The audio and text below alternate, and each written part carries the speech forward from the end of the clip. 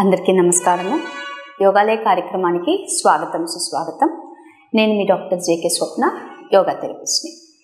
మనము ఈ యోగాలయ కార్యక్రమంలో రకరకాల ఆరోగ్య సమస్యలకి యోగా చికిత్స విధానంలో పరిష్కారాలు ఉన్నాయా, పరిష్కారాలు ఉంటే ఏ ప్రాక్టీసెస్ మనం చేయవలసి ఉంటుంది, ఎలా ప్రాక్టీస్ చేస్తే, ఏ విధంగా చేస్తే, ఎన్నిసార్లు మనం ఆసనాలు ప్రాణాయామాలు వీక్లీ చేయగలిగితే అవి తగ్గుతాయో లేదో డిస్కస్ చేసుకుంటూ వస్తున్నాం. అందులో భాగంగా మనం రకరకాల ఆరోగ్య సమస్యల్ని డిస్కస్ చేశాం. ఉమా మహేష్ న్యూరో సెంటర్ గత 10 సంవత్సరముల నుండి న్యూరాలజీ వైద్య సేవలు అందిస్తున్న డాక్టర్ జి ఉమా మహేష్ గారు ఇప్పుడు 24 గంటలు ఎమర్జెన్సీ కేసులు మరియు అడ్మిషన్లు ప్రారంభించి ఉన్నారు. ప్రత్యేకతలు: పక్షవాతము, మూర్ఛ వ్యాధి, తలనొప్పి మరియు అన్ని రకాల నరముల వ్యాధులకు చూడబడును. మా వద్ద పక్షపాతం వచ్చిన 4.5 గంటల్లోనే థ్రాంబోలైసిస్ ఇంజెక్షన్ చేయబడును. Uma Mahesh neuro centre, Sunday market దగ్గర, సాయిబాబా గుడి వీధి, నెల్లూరు. మన ఫస్ట్ ఎపిసోడ్ కానీ మీరు చూస్తే అసలు యోగాకి, యోగా థెరపీకి డిఫరెన్స్ ఏంటో అనేది చెప్పాము. చెప్పిన తర్వాత యోగా థెరపీ ఎలాంటి వ్యాధుల్ని నయం చేయగలుగుతుంది, ఎలాంటి వ్యాధుల విషయంలో అది నయం చేయలేదు అనే విషయం గురించి చాలా క్లుప్తంగా చెప్పాము. ఈరోజు ఒక్కసారి దాన్ని రివ్యూ చేద్దాము. సో మనకి వ్యాధులు అనగానే యూజువల్గా 2 రకాలు ఉంటాయండి. ఒకటి తీవ్రమైన వ్యాధులు, ఇంకొకటి 2 దీర్ఘకాలిక వ్యాధులు. అదే ఇంగ్లీష్లో చెప్పాలంటే acute diseases, chronic diseases. Acute condition, chronic అంటారండి. అక్యూట్ లేదా తీవ్రమైన వ్యాధి లేదా తీవ్రంగా హెల్త్ పాడైంది అని అంటే, ఫర్ ఎగ్జాంపుల్ సడన్గా వామిటింగ్స్ అవ్వడము, లూజ్ మోషన్స్ గంటలో 10 నుంచి 12 అవ్వడము, హార్ట్ అటాక్ రావడము, ముక్కులో నుంచి కానీ ఇయర్లో నుంచి కానీ సడన్గా బ్లడ్ రావడము, ఇంకా సడన్గా యాక్సిడెంట్ అవ్వడము, ఇలాంటివి ఈ కండిషన్స్లో ఎప్పుడూ కూడా యోగా హెల్ప్ చేయదు.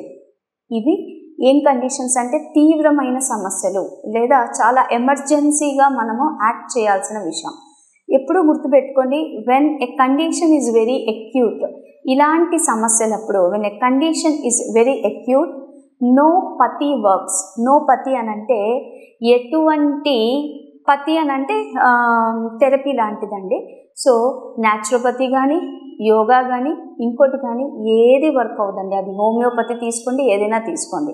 సో ఎమర్జెన్సీ సిచ్యుయేషన్స్లో ఓన్లీ అలోపతి వర్క్స్. ఇది మీ మైండ్లో ఫిక్స్ చేసుకోవాలి. ఇవి తీవ్రమైన కండిషన్స్. అదే దీర్ఘకాలికమైన వ్యాధులు. దీర్ఘకాలికమైన వ్యాధులు అని అంటే ఇప్పుడు నేను చెప్పిన ఈ కండిషన్స్ లేకుండా, ఫర్ ఎగ్జాంపుల్ మీకు హార్ట్ అటాక్ వచ్చింది, అది తీవ్రమైన కండిషను. వచ్చాక ఇమీడియట్గా హాస్పిటల్ తీసుకెళ్లారు, డాక్టర్ గారు ట్రీట్ చేశారు లేదా సర్జరీ చేయాల్సి వచ్చింది.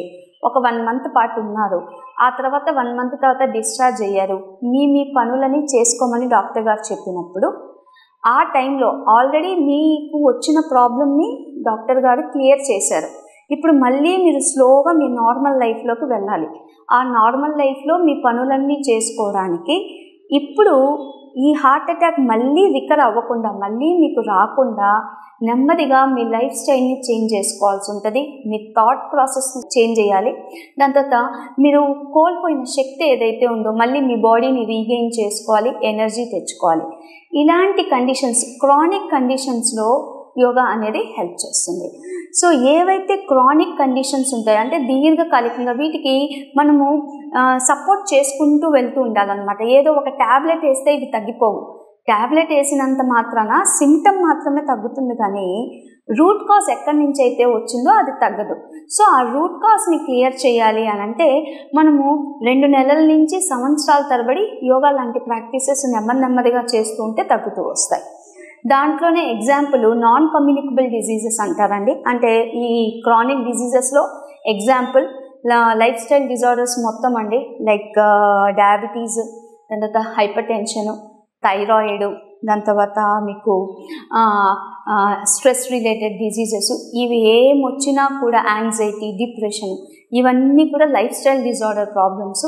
సో ఇవన్నీ క్రానిక్గా ఉంటాయి కాబట్టి యోగా అనేది హెల్ప్ చేస్తుంది. ఇప్పుడు మనం 2 రకాల వ్యాధులు చూసాం. ఫస్ట్ టైప్ దాంట్లో యోగా అస్సలు హెల్ప్ చేయదు, రెండో దాంట్లో హెల్ప్ చేస్తుంది అన్నాం. అగైన్ ఈ క్రానిక్ కండిషన్స్లో కూడా కొన్ని రకాలు ఉన్నాయండి.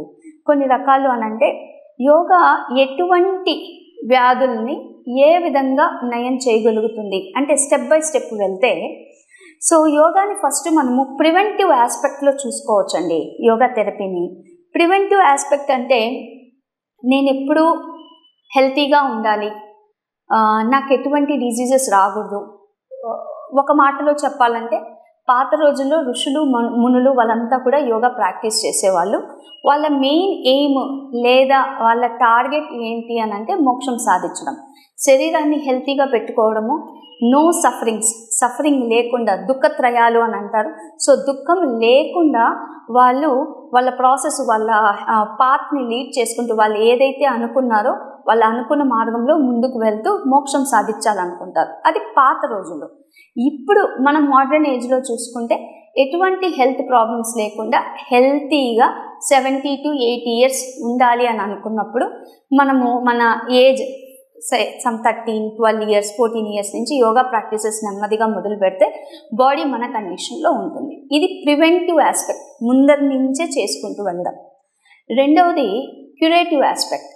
క్యూరేటివ్ ఆస్పెక్ట్ అంటే మీకు ఒబేస్ అని మీకు తెలిసింది, మీరు మెట్లు ఎక్కుతుంటే మీకు ఆయాసం వస్తుంది, పరిగెట్టలేకపోతూ ఉన్నారు, లేదు అంటే బ్రీతింగ్ ఇష్యూస్ వస్తున్నాయి, ఆస్మా లాంటిది సఫర్ అవుతూ ఉన్నారు, అదర్వైజ్ డయాబెటీస్ వచ్చింది, బ్లడ్ షుగర్ లెవెల్స్ ఎక్కువ అయ్యాయి, హైపర్ టెన్షన్ వచ్చింది. ఇలాంటివి ఫస్ట్ స్టేజ్లోనే మీరు కనుక్కొని డాక్టర్ గారు మీకు మందులు ఇచ్చినప్పుడు మందులతో పాటు మీరు ఎంత ఎర్లీగా యోగా ప్రాక్టీసెస్ స్టార్ట్ చేస్తే ఈ యోగా థెరపీ మీకు అందులో నుంచి బయటపడేయడానికి హెల్ప్ చేస్తుంది. అంటే సెకండ్ లెవెల్ ఇది. ఫస్ట్ది ప్రివెంటివ్, సెకండ్ క్యూరేటివ్. అంటే చికిత్సాపరంగా చికిత్స చేసి క్యూర్ చేసేసి మిమ్మల్ని బయటికి తీసుకొచ్చేస్తుంది. ఇంకా మీరు అప్పుడు హెల్తీగా ఉండు ఈ ప్రాక్టీసెస్ చేసుకుంటూ వెళ్తే అగైన్ మీరు ఫస్ట్ స్టేజ్లోకి వెళ్ళిపోతారు. సో యోగా మీకు ఇంకేమి రోగాలు రాకుండా హెల్ప్ చేస్తుంది. మూడవది అడ్జువెంట్ అంటారండి. అడ్జువెంట్ అంటే ఫర్ ఎగ్జాంపుల్ మీకు టీబీ ఉంది అని అనుకుందాం, ట్యూబర్క్లోసిస్. టీబీ లాంటి వ్యాధి అంత ఈజీగా మనం దాన్ని ట్రీట్ చేయలేం. Yes, treatment is available, but దీనికి చాలా టైం పడుతుంది, దీర్ఘకాలికంగా ట్రీట్మెంట్ తీసుకోవాల్సి ఉంటుంది. అలాగే second stage of heart attack వచ్చింది, మీరు ఇందాక నేను చెప్పిన ఎగ్జాంపుల్ సర్జరీ అయిపోయింది, ఆ పరిస్థితుల్లో కూడా మీరు ఎప్పుడు స్ట్రెస్ తీసుకోకుండా ఉండమని చెప్తారు డాక్టర్ గారు. సో ఆ స్ట్రెస్ని తగ్గించుకోవడానికి రోజు ఇప్పుడు మనిషికి సర్జరీ అయిన తర్వాత మళ్ళీ he should go back to his normal life. మళ్ళీ తన చుట్టూ ఉండే పరిసరాల్లో తన వర్క్లో వెళ్తే మళ్ళీ స్ట్రెస్ అనేది కలుగుతుంది. ఆ స్ట్రెస్ బారిన పడకుండా ఉండాలి అని అంటే యోగా థెరపీ అనేది హెల్ప్ చేస్తుంది. అంటే మందులు తీసుకుంటూనే యోగాని అనుబంధంగా అడిషనల్ మెడిసిన్గా కానీ మీరు యూజ్ చేయగలిగితే యోగా థెరపీ మిమ్మల్ని హ్యాపీగా, అంటే నావలో ప్రయాణము కింద పడకుండా సోర్స్ నుంచి టార్గెట్కి ఎక్కడి నుంచి బయలుదేరామో అక్కడ దాకా రీచ్ అయిపోతారు. నాలుగవది పెలాటివ్ కేర్ అని అంటారండి, ఎస్పెషలీ ఫర్ క్యాన్సర్. సో ఈరోజు మన టాపిక్ క్యాన్సర్ అండి. సో యోగా థెరపీ క్యాన్సర్కి ఎలా హెల్ప్ చేస్తుంది అనేది మనం డిస్కస్ చేయబోతున్నాం. సో ఇందాక చెప్పినట్టుగా ఇప్పుడు 3 చెప్పాను, నాలుగవది పెలాటివ్ కేర్ అంటే ఏంటి, లేదా పెలాటివ్ కేర్ అని అంటే ఏం లేదండి. సో ఇప్పుడు క్యాన్సర్కి ఇప్పుడు దాకా ఎవరు కూడా పర్మనెంట్ క్యూర్ కనిపెట్టలేదు. ఈవెన్ అలోపతిలో కూడా పర్మనెంట్ క్యూర్ లేదు. అంటే దీనికి ఎటువంటి చికిత్స లేదు. ఒక చికిత్స చేసి ఇది నయమైపోయిందని చెప్పలేము.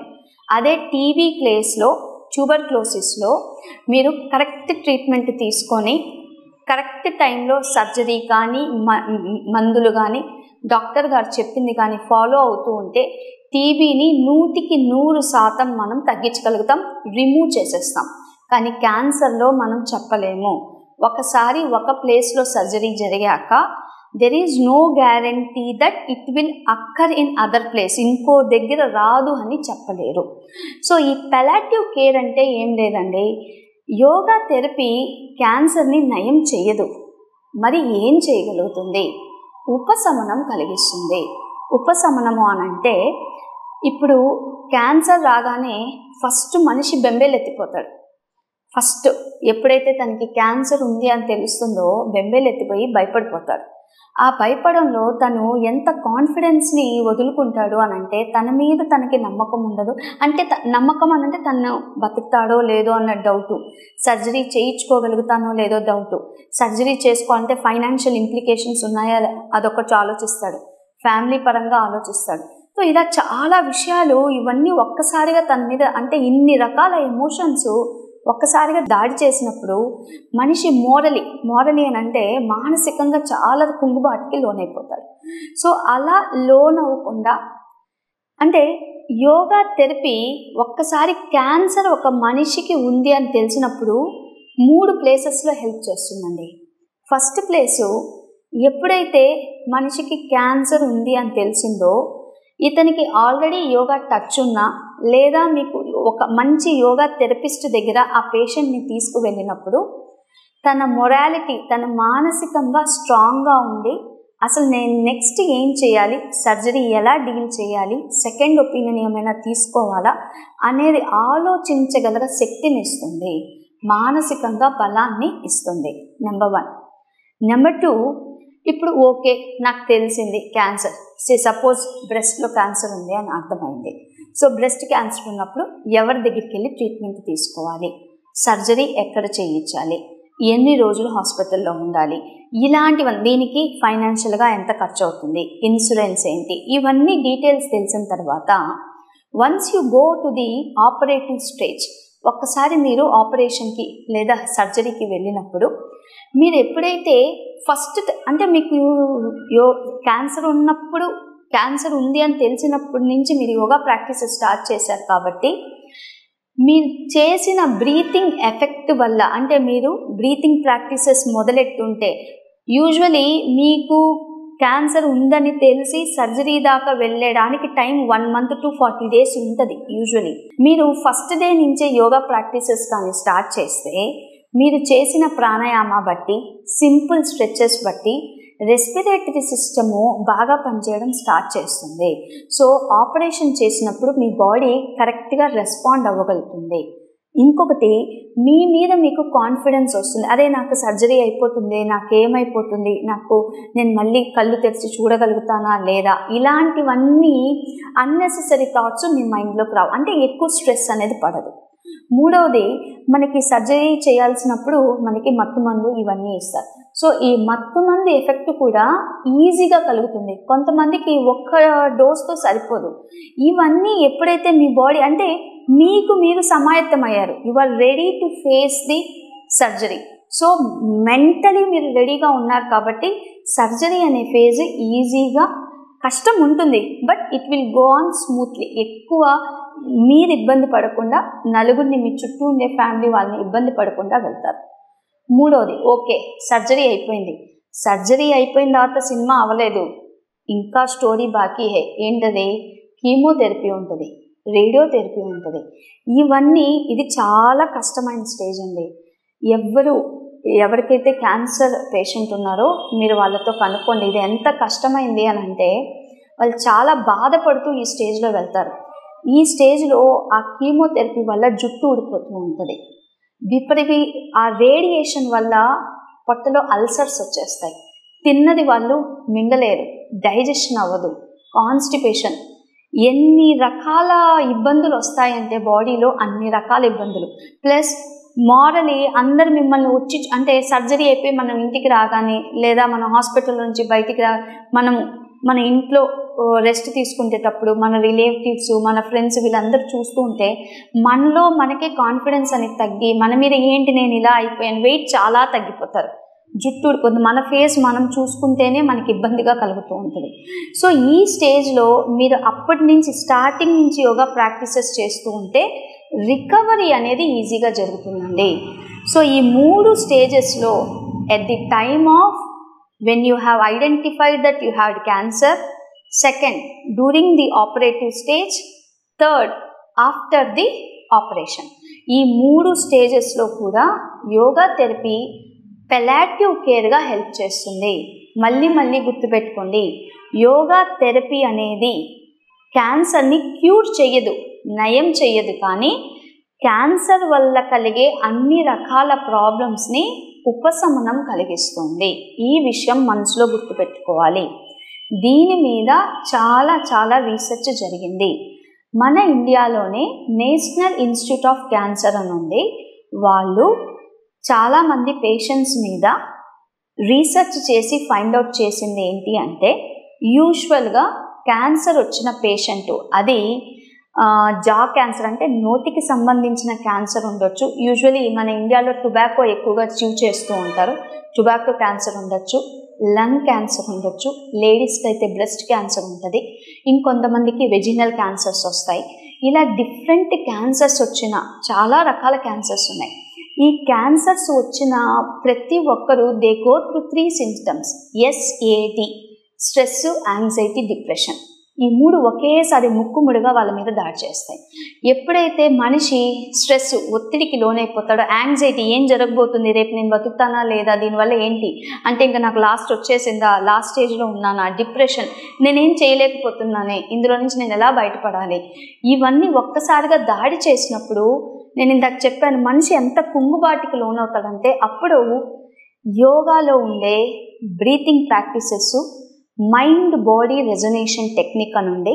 ఈ మైండ్ బాడీ రెజొనేషన్ అంటే మనసులోని ఆలోచనని, నెగిటివ్ ఆలోచనని, నకారాత్మక ఆలోచనలు అంటారు, వాటిని చంపేసి సకారాత్మక అంటే గుడ్ థాట్స్, పాజిటివ్ థాట్స్ని, మనల్ని మనం పాజిటివ్గా ఎలా బిల్డప్ చేసుకోవాలి అనేది మెడిటేషను, బ్రీతింగ్ ప్రాక్టీసెస్. ఇవి 2 కూడా మనిషిని రెడీ చేస్తుందండి. ఇది ఒక పెద్ద ఇలాంటి ఒక అంటే మనకు అనుకోకుండా ఎవరు క్యాన్సర్ వస్తుందని అనుకోరు. క్యాన్సర్ వచ్చింది అని తెలిసాక దాన్ని ఎలా ఎదుర్కోవాలా అనేది యోగా థెరపీ చాలా చక్కగా హెల్ప్ చేస్తుంది. సో దీనికి నేను ఇందాక చెప్పినట్టు నేషనల్ ఇన్స్టిట్యూట్ ఆఫ్ క్యాన్సర్ ఒక చార్ట్ ప్రిపేర్ చేసిందండి. ఈ చార్ట్లో రకరకాల యోగా ప్రాక్టీసెస్, యోగా పోజెస్ ఇచ్చున్నారు. ఈ పోజెస్ మొత్తము కూడా ఒక యోగా థెరపిస్టుతో మీరు నేర్చుకోవాల్సి ఉంటుంది. గుర్తుపెట్టుకోవాల్సిన విషయం ఏంటి అని అంటే, ఆంకాలజీ అంటే యూజువలీ క్యాన్సర్ అంటే ఆంకాలజీ డిపార్ట్మెంట్ అంటారండి. మీరు మీ క్యాన్సర్ స్పెషలిస్ట్ ఆంకాలజిస్ట్తో మీరు ఎప్పుడైతే మీకు క్యాన్సర్ అని తెలుస్తుందో వాళ్ళతో డీల్ చేస్తూ ఉంటారు కదా. ఎప్పుడు కూడా యోగా ప్రాక్టీసెస్ ఒక క్యాన్సర్ పేషెంట్కి ఇచ్చేటప్పుడు ఆ పర్టికులర్ యోగా థెరపిస్టు, క్యాన్సర్కి సంబంధించిన డాక్టర్, ఆంకాలజిస్టు, వీళ్ళిద్దరూ కూర్చొని ఆ మనిషికి లేదా ఆ పేషెంట్కి ఏ ప్రాక్టీసెస్ ఇవ్వాలో డిసైడ్ చేసుకోవాలి.